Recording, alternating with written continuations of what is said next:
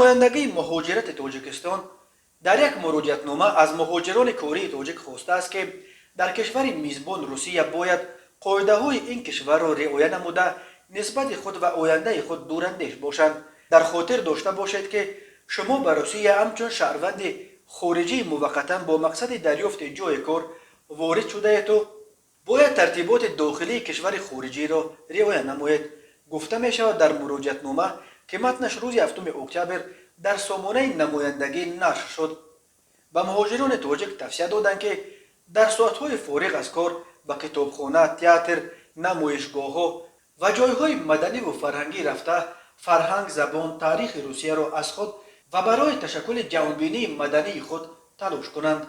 نمایندگی همچنین مهاجران تاجیک را برای بلند بردن سطح دانش و تخصصشان به تحصیل و کسب آموزی با استفاده از مؤسسه های تعلیمی از جمله دانشگاه های روسیه تشویق کرده توصیه داده است که شبکه های اجتماعی را ثمرناک استفاده نموده از تماشای رولک و برنامه های خاراکتر افراطی و ارتجاعی داشته و غیر منفعتناک خودداری نموده قیمتترین ارزش انسانی وقت خود را بیهوده صرف نکنند.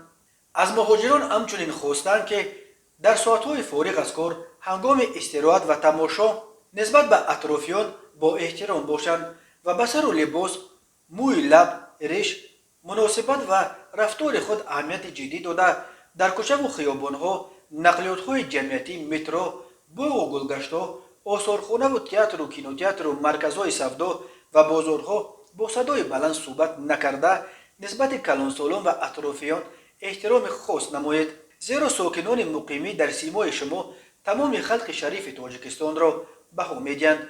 در خاطر داشته باشید که شما وارثان صدها فرزندان برومند ملت تاجیکید که آنها در تشکل مدنی عالم نقش ناگزیر دارند.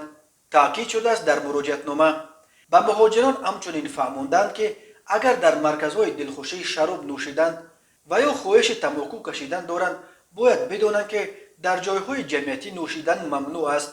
پس از شراب نوشی باید نسبت اطرافیان صاحب احترام باشید و به حیات آرام و آسوده ساکنان محلی خلل وارد نکنید.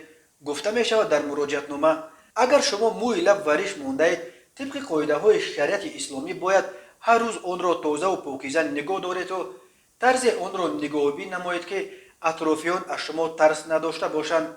نماز را در جایهای جمعیتی که قانونگذاری روسیه معین نموده است ادا نمایید. در جایهایی که خواندن نماز منع کرده شده است باید در آنجا نماز نگذارید.